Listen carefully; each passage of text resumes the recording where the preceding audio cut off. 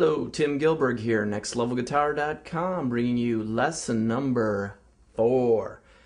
Now, I've got 3 previous lessons, and they're over vocal warm-up. So now we're going to get into our first vocal exercise.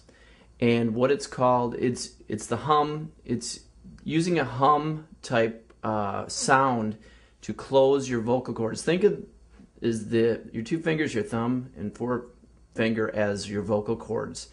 And what I found is, once I got in my mind, it's all about how much air you're releasing and being able to control your vocal cords. So I include, and I'm going to put another link to the right of this video for piano vocal scales that you can download MP3, so you can put this in your car, CD, or whatever, and go along with this.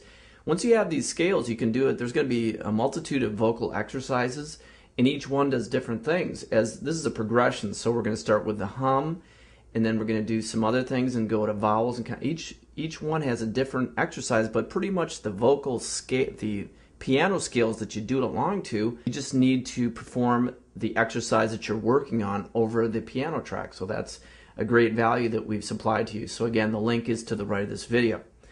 So once again, think of your vocal cords as your thumb and your fingers here, and you're trying to close it. So when we do the hum, we're going to basically do a broken hum. So we're going to start on the low, and we're going to go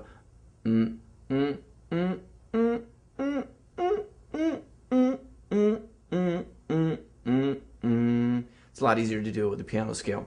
But again, think of it like you're doing push-ups. You're doing vocal push-ups on your vocal cord. You're training the vocal cords. Just think, if you're doing push-ups or sit-ups, you're going to exercise that muscles group.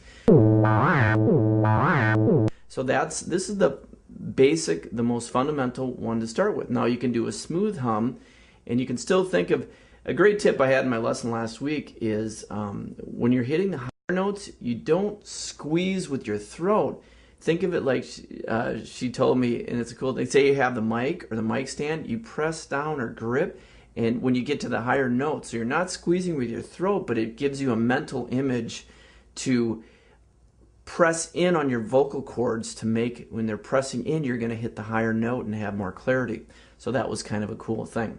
Another great tip I came up with, I incorporate what I've learned. I've purchased pretty much every vocal instruction. I take private lessons. I search on the internet, and I just take my take, give my spin on it, and give it supply it to you. Again, you can take it what you will. Again, I'm not a 30-year vocal expert or instructor, but I'm really dug in and trying to find out what works for me. And if you can get anything out of this, that's great, because it's not costing you anything either, and that's always a good thing.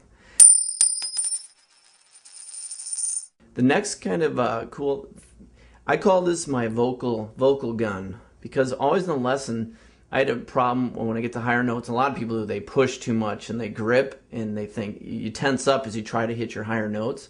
So the teacher would tell me, put your thumb under your chin, under this muscle here, and you can actually feel it when you try to do these scales. And if you hit your higher end of your range, a lot of times if you're a beginner, you're probably going to feel this tense up and tighten up. So she'd say, make sure you put your thumb under here and make sure it's relaxed all the way up. Okay?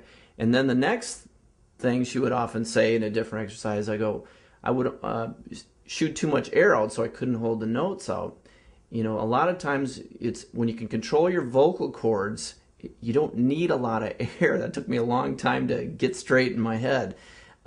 You always think you have to push more, and actually it's reversed. When you do the higher notes, you push less and press in more on your vocal cords. So the next thing she'd say is, when we do the exercise and I'd be running out of breath, she'd go, okay, put your finger right a little bit past your lips, and all you should feel is warmth, not air shooting out. And once I got that, I go, oh, because I could totally feel a bunch of air going out. It'd be, and then, so all you should feel is warmth off this finger on your lips.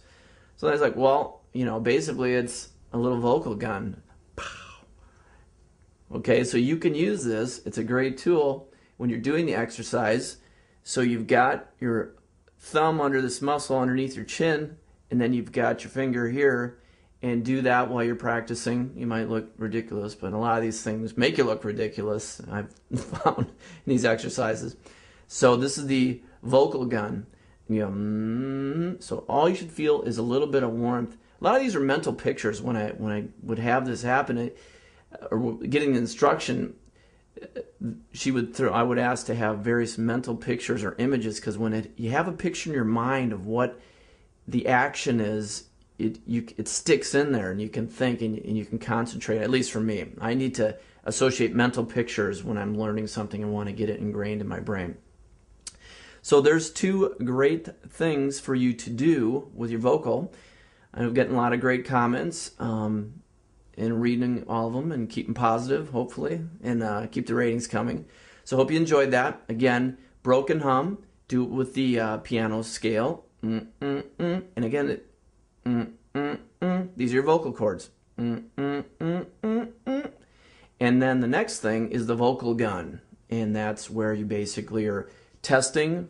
So you're only having warmth come out, not a bunch of air, and you want to have this relaxed underneath this muscle here. So you just go like this. And that works for me. So hopefully it works for you. Keep checking back. Go visit the previous 3 episodes. There's 2 great vocal warm-ups and a little background on why you need to do these vocal scales and exercises to get better. All right, Tim Gilbert, thanks for stopping in, and see you in lesson 5. Rock on.